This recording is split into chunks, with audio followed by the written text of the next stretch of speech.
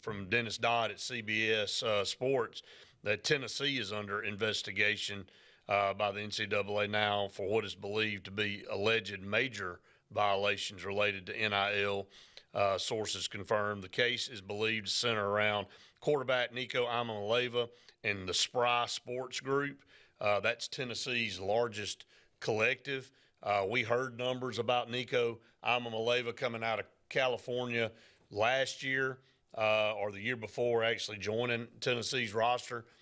7 to 9 million was what the kicked around number was for him. Look, now this is 3 or 4 schools NCAA's hit with violation letters. Florida State. There was one other that received some type of notification, and now you got Tennessee. Are we starting to see the NCAA try to fight back now and say, okay, this is way out of control, there's still rules to follow? Are they trying? What are we trying to do here is the question. I wish I had an answer. I mean, for you to even bring that up and Luke to bring that up, it almost frustrates me to no end. If I were in their shoes, Brett, I mean, this thing has been so gray, and the rules that you're supposed to adhere to have been so vague. Lawyer up big time. Yeah, and the odd part of the whole situation is when you open Pandora's box and everybody's trying to figure out how to play the game and see exactly what's going on, then what are you going to do? I mean, for the most part, you're going to talk and see what others are doing and then try to go compete at the best level that you can in doing that. But maybe everybody's blatantly breaking these rules. That's my point. My point is, like, what are the rules? And if there are compliance issues that those 3 universities have done that we haven't done, why don't we come out and be a little bit more open on exactly what is to go on? Because you think back, we happen to know some people that are involved in the Alabama collective, and we happen to know some people personally that are involved in the Auburn collective. Right. Is that fair for me and you to say? Correct. They haven't known exactly how all of this is to play.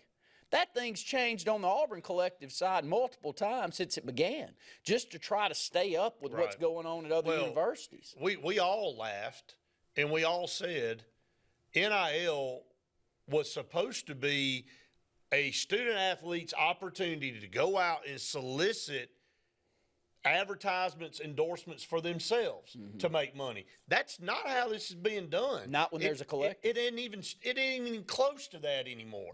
It's intentionally universities using this money to entice them to come play football there. Sure. So it obviously out of the gate was abused. Now you're starting to pinpoint and target certain universities.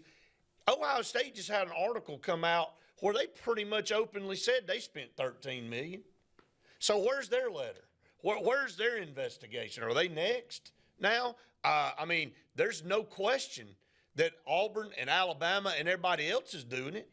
I mean, we know they're doing it. The only way you're competing. So is everybody one by one going to get a letter now from the NCAA? That's my point. You said it perfect. That's what I would like to know. Because this is a disaster. We knew it was a disaster. Nobody's on the same page. It's just go out and do whatever the heck you want to do. And I'm telling you, the NCAA, this is prime NCAA at its best, coming into the middle of a mess that they helped create. They had no rules and regulations. They didn't put their foot down on any of this. And now they want to come back and start pointing the finger at universities that spent millions of dollars on trying to get players to come in here and play for their university. Well, we all knew everybody was cheating and breaking the rule to begin with. Well, I don't know what the rule is. That's more. The rule is the NIL is for the student athlete when they get enrolled in school. But it's so gray, though, Brett, that if you want to throw a collective into the mix, and that collective can go out there and for the aspirations of the whole, go out and grab a whole bunch of money and then go get the few. You get what I'm saying? I understand the sale of the collective. I appreciate the collective in trying to take some of that responsibility away from the student athlete from going out there. But it does negate all of the talk that you're saying. Because the collective is the one that's going out after Ryan Williams and finding a way to create $2 million a year that's going to get him. Now, if Ryan Williams wants to go and use that actual NIL to increase from $2 million up to $5 million, he can. So be it. He can. But now the $2 million's what is getting him there. And Auburn's doing the same thing. The only reason Auburn didn't get Ryan Williams, I'm not saying he may have always been going to Alabama, but I bet Alabama had the highest bid at the end of the day. Would you agree with that? No doubt. I mean, no doubt. But I bet Auburn would have given him $1.5 million. Oh, yeah. I don't know. I'm just throwing random numbers out there. But the $1.5 million is not on the up and up. I'm not sitting here as an Auburn fan. I want us to compete.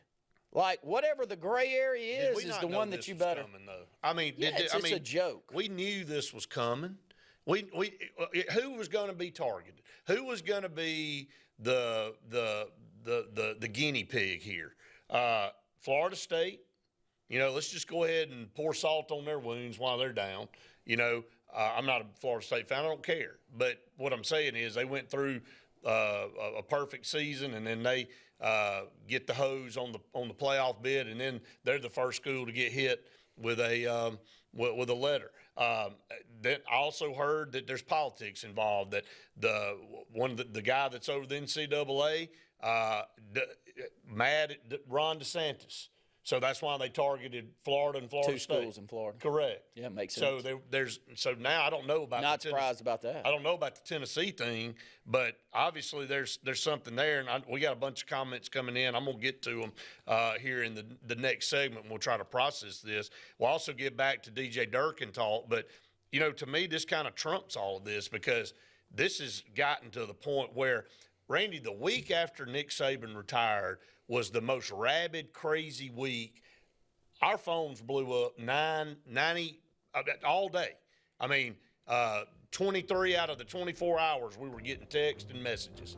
And it just never stopped because players were leaving. Players were coming here. They were getting in the portal or, heard about this guy transferring or whatever. And it's all because of this. And then whoever thought, look, that rule was right, that you keep the portal open 30 extra days for the team that just lost their coach, for Sharks to swim around the water. And the reason I say that's not feeling sorry for Alabama, I'm just saying it could be Auburn next year. What if Hugh Freeze decided to leave and half the team? JJ brought up a great point here coming into the studio. He's a big Alabama guy. He said, how's Kalen DeBoer going to handle this new Washington kid coming in that's supposed to be the best thing? He said, Jalen Milroe and a couple other guys held this team together for Alabama. Good point. What happens in spring if he gets flipped? You think Jalen Milroe hits the portal? Somebody else? It is month to month, man. And you don't know how people are going to react.